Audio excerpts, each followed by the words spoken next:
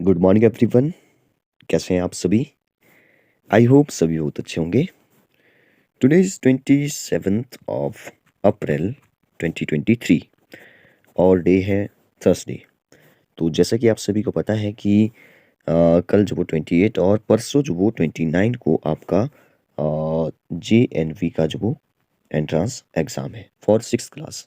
तो जो वो सिक्स क्लास के लिए जो वो जवाहर नवोदय विद्यालय का जो एग्ज़ाम है वो जो वो दे रहे हैं, अगर उन्होंने एडमिट कार्ड जो वो नहीं निकाला है तो वो जल्दी से जल्दी जो वो एडमिट कार्ड निकाल लें और जो एग्ज़ाम सेंटर है वो जो वो देख लें, अच्छे से नाम वगैरह चेक कर लें कि उसमें जो वो कोई गलत जो वो नाम तो नहीं आ गया है, या सेंटर जो वो कौन सा मिला है वो जो वो देख लें, टाइमिंग देख लें कौन सा है, एग्ज़ाम लैंग्वेज देख लें, इंग्लिश है, जो भी आपने फिल किया है वही है। मतलब कि आप एक बार जो वो एडमिट कार्ड निकाल करके उसको चेक कर लें।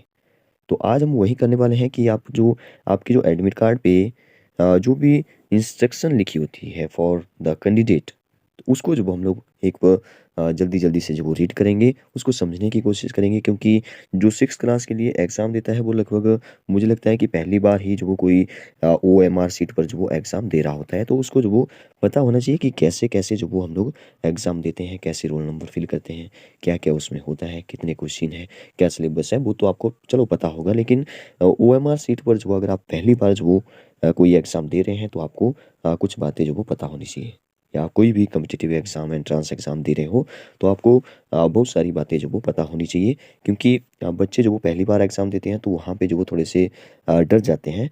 तो वो डर जो वो आपको कहीं न कहीं जो वो डिमोटिवेट करता है।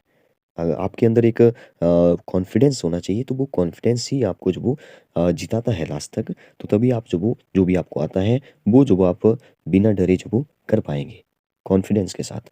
तो चलिए स्टार्ट करते हैं। आपने एडमिट कार्ड पे जो वो सब कुछ लिखा होगा, आपका नाम वगैरह, ठीक है, आपकी जो लैंग्वेज जो आपने चुनी, जैसे कि यहाँ पे इंग्लिश लिखा हुआ है, और एग्ज़ाम सेंटर जो वो जैसे कि ये जो वो बॉयज़ सीनियर सेकेंडरी स्कूल बंगरुटू है। मुझे लगता है कि जो मंडी जिन्होंने सेंटर फिल किया था उनका लगभग यहाँ पे जो एग्ज़ाम होता है बंगरुटू में।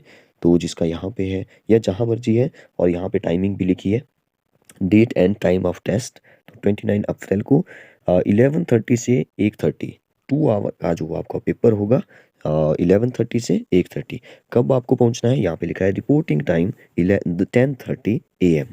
ठीक है, मतलब कि 11:30 पर जो वो अगर आपका पेपर जो वो शुरू होगा तो आपको जो वो 10:30, देखिए हमने एक क्वेश्चन भी बीच में डिस्कस किया था। हालांकि हमने बहुत सारे क्वेश्चन डिस्कस किए हैं आपकी ऑफलाइन क्लासेस में भी और ऑनलाइन क्लासेस में भी। अच्छा, ऑफलाइन क्लासेस में जो हमने बहुत कुछ डिस्कस किया है वैसे, लेकिन अगर हमने ऑफलाइन क्लासेस में जो वो 100% डिस्कस किए हैं, तो आप समझाइए कि ऑनलाइन में भी हमने जो वो उसका 10% तो डिस्कस, मतलब कि 10% सब हमने रिकॉर्ड किया है। तो अगर आपने वो वीडियो जो वो लास्ट दिन जो वो अगर आप देख सकते हैं, तो कोशिश करें कि लास्ट दिन, जैसे कि कल कल है 28, तो कल जो वो 28 को आपको प्ले लिस्ट जो वो एक मिल जाएगी, जिसमें जवाहर नवोदय विद्यालय ऐसा कुछ लिखा होगा एक्सपेक्टेड क्वेश्चन। तो उसमें हमने प्रीवियस ईयर के क्वेश्चन बहुत सारे डिस्कस किए हैं। ठीक है, तो आप उनको जो वो एक बार जो वो जल्दी-जल्दी से जो वो, मतलब कि 1-1 मिनट के जो वो आपको शॉर्ट्स टाइप की वीडियो मिल जाएगी, या 2 मिनट की भी कुछ एक वीडियो होंगी, या 3 मिनट की भी कुछ एक वीडियो हो सकती है। तो उनको जब अगर आप लास्ट दिन जो वो देख सकते हैं थोड़ा-सा टाइम निकाल कर के जल्दी-जल्दी से, तो आप जो वो उनको ज़रूर देखिए। मैं बोलता हूँ कि जो भी आपका अरिथमेटिक से रिलेटेड 20 क्वेश्चन पूछे जाएँगे, वो जो वो आपके आधे क्वेश्चन तो वहाँ पे कवर हो जाएँगे। तो रिवीजन के तौर पर जो आप उसको देख सकते हैं लास्ट दिन, या आज या कल। ठीक है, परसों ना देखें, परसों बिल्कुल रिलैक्स होकर के जाएँ। तो रिपोर्टिंग टाइम जो वो देखिए, क्वेश्चन हमने किया था कि 1:30 से 10:30, जब भी पीछे जाएँगे, जैसे 1:30 से पीछे चले गए 10:30, ठीक है, तो वहाँ पे 1 आवर, जैसे 10:30 से पीछे जाएँगे 9:30, तो 1 आवर और पीछे चला गया, ठीक है। तो 1 घंटा जो वो आपने पहले पहुँचना है वहाँ पे, ठीक है। कोशिश करें 1 घंटा पहले पहुँचने की। आप सोचेंगे कि 1 घंटा पहले क्या करेंगे हम लोग, ठीक है, वहाँ पे बिठाया जाएगा। ऐसा कुछ नहीं है, आप पहली बार एग्ज़ाम दे रहे हैं तो आपको जो रिपोर्टिंग टाइम दी है, वहाँ पर जो वो 1 घंटा पहले पहुँचना है। और वहाँ पे जो वो, क्योंकि बच्चे अभी छोटे होते हैं, तो आप अगर पेरेंट्स के साथ जो वो पहुँचते हैं, आप पेरेंट्स हैं, तो आपको अपने बच्चों को जो वो 1 घंटा पहले लेकर के जाएँ, क्योंकि वहाँ पे जो वो कुछ एक इंस्ट्रक्शन दी जाएगी कि ऐसे-ऐसे आपने फ़िल करना है, या जो भी OMR शीट है, जो भी उसको जो वो कैसे फ़िल करना होता है, वो पहले जो वो उनसे करवाया जाएगा। तो आगे लिखा है सिग्नेचर और सिग्नेचर ऑफ द इन्विजिलेटर। तो आप जो वो अपने पास देखिए एक तो या तो फ़ोटो लेकर के अपने एडमिट कार्ड का जो वो रख लीजिए। एक जो वो यहाँ पे आपको लेके जाना पड़ेगा।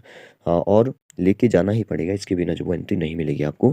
जैसे कि यहाँ पे फर्स्ट ही इंस्ट्रक्शन में लिखा भी है कि no candidate will be allowed to the test without the admit card under any circumstance.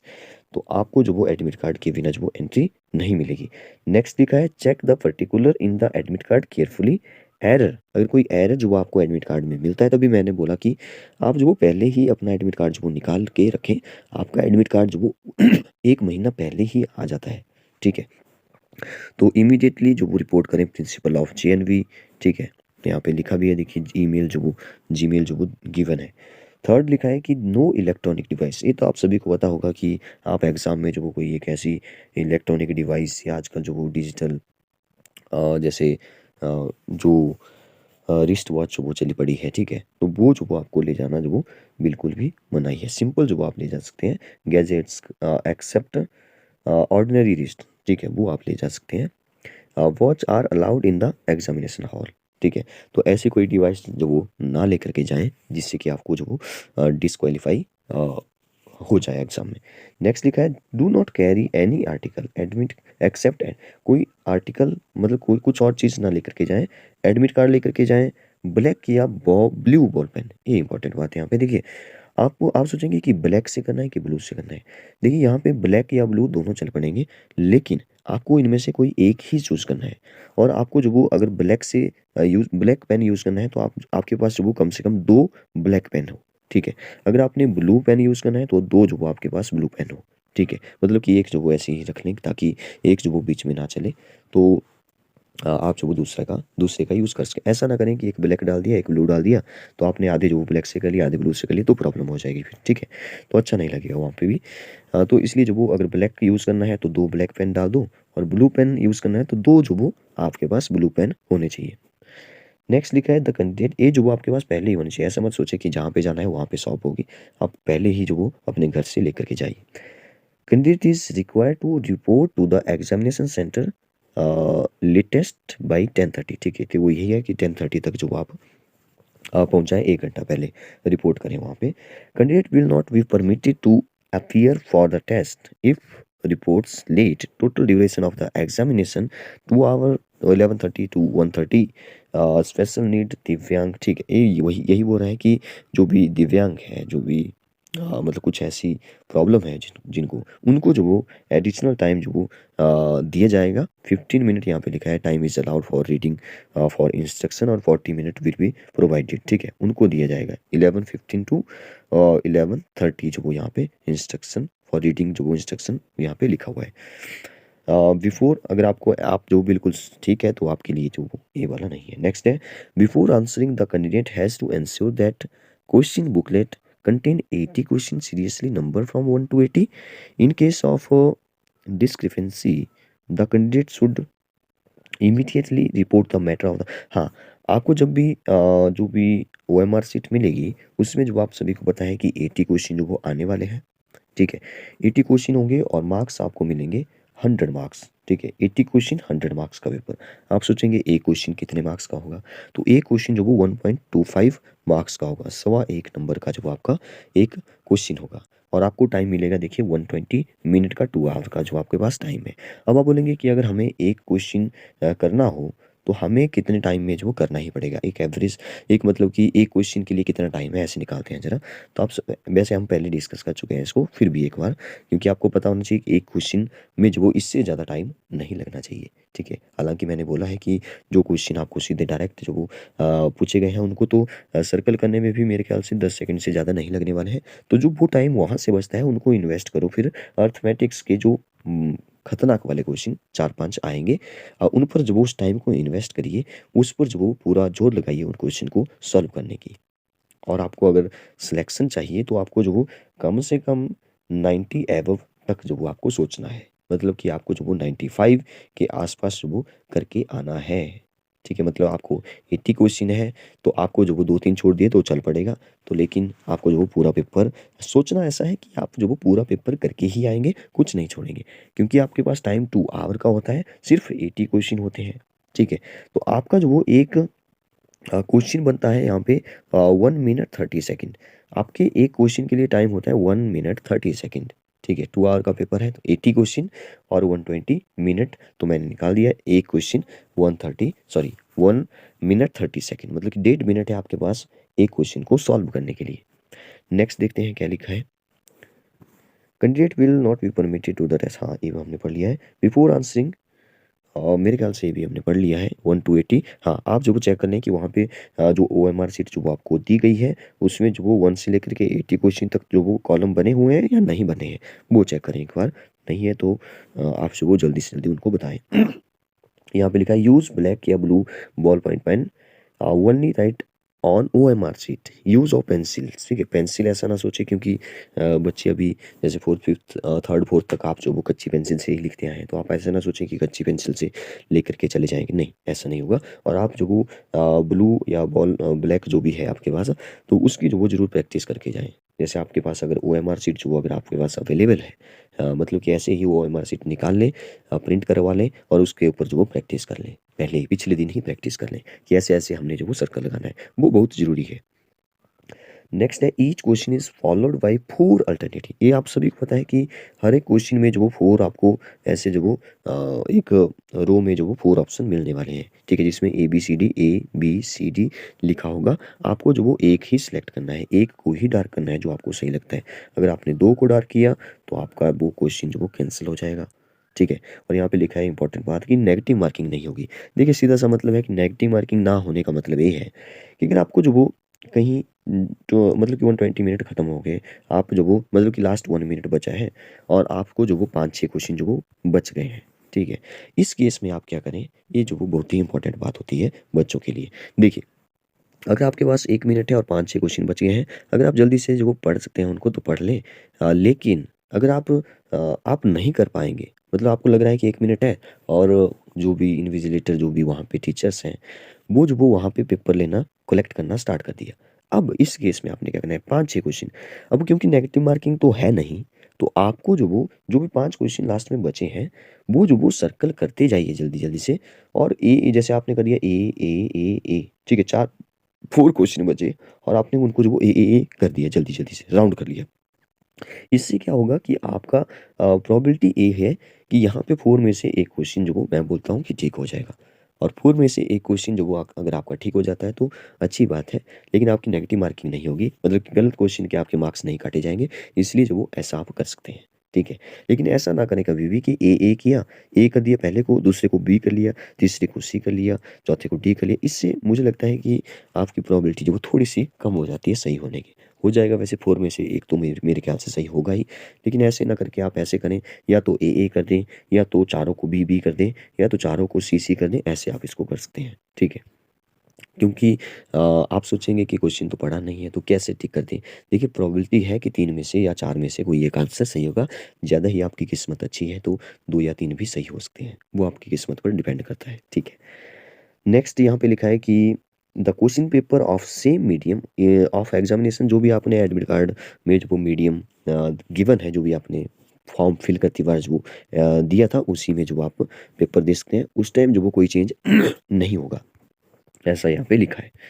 The question paper same medium, ठीक है ये तो हमने पढ़ लिया। 11 देखिए, candidate must attempt all question, हर एक सेक्शन में जो वो आपको सारे क्वेश्चन कब करने हैं। आपको पता है सबसे पहले मेंटल एबिलिटी आएगी, वो जो 10 क्वेश्चन 10 सेक्शन में डिवाइड होगी और हर एक सेक्शन के 4 क्वेश्चन होंगे, तो टोटल क्वेश्चन हो गए 10 4 जा 40 क्वेश्चन। वो इमेज से रिलेटेड क्वेश्चन होंगे, इमेज बनी होगी, 4 ऑप्शन मिलेंगे, उसमें से एक चूज करना होता है। और ये हमने जो वो बहुत अच्छे से डिस्कस पहले किए हुए हैं, जैसे ऑड वन आउट हो गया, मिरर इमेज से रिलेटेड हो गया, अमेंडेड फिगर हो गया, बहुत सारे 10 सेक्शन में डिवाइड है। वो अगर आपने नहीं देखा है तो आप क्यों जो वो पेपर देने जा रहे हैं फिर।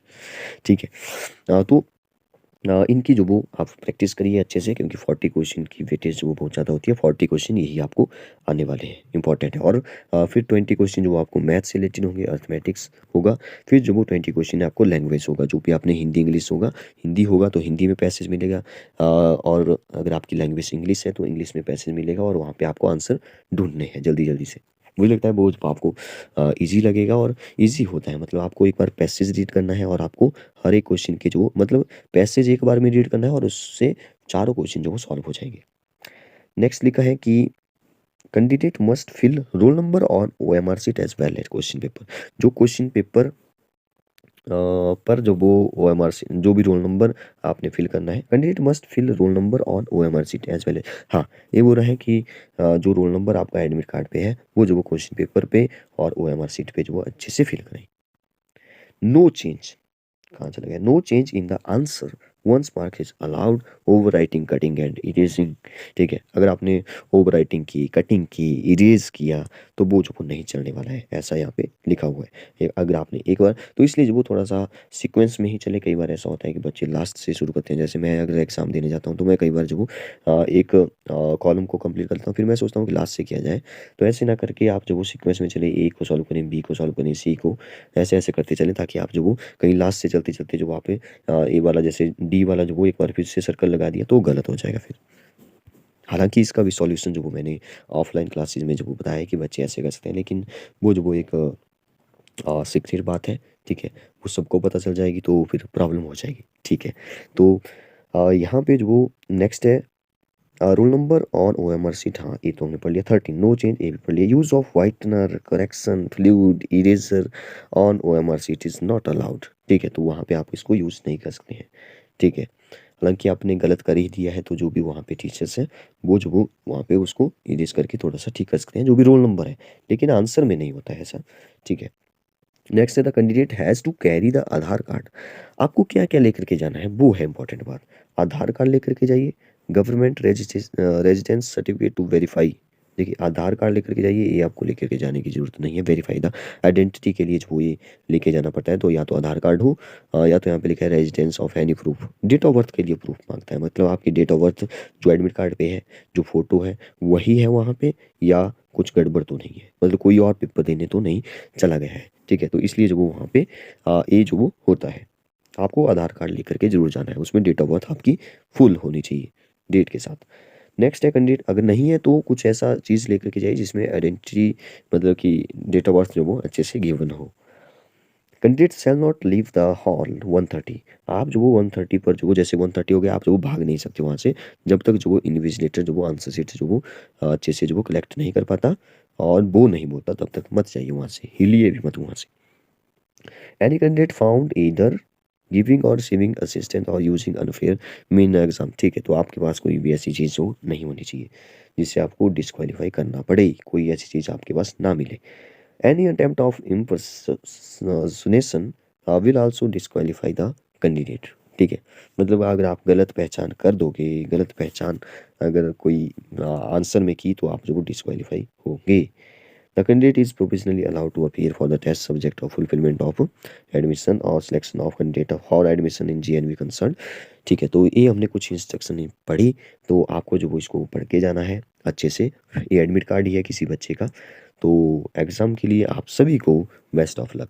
Thank you. आपको जो वो उस जो भी वीडियोस हैं, जो भी वो शॉर्ट टाइप की वीडियो है, अगर आप उनको देखना चाहते हैं तो इस वीडियो के डिस्क्रिप्शन में जो मैं उस प्लेलिस्ट का लिंक जो वो दे दूंगा, वहाँ से आप जो वो बहुत सारी वीडियो जो आपको मिलेगी प्रीवियस ईयर के क्वेश्चन की, आप उनको जो वो अर्थमेटिक्स के क्वेश्चन जो वो वहाँ से देख सकते हैं। Thank you and again best of luck. Thank you and have a nice day.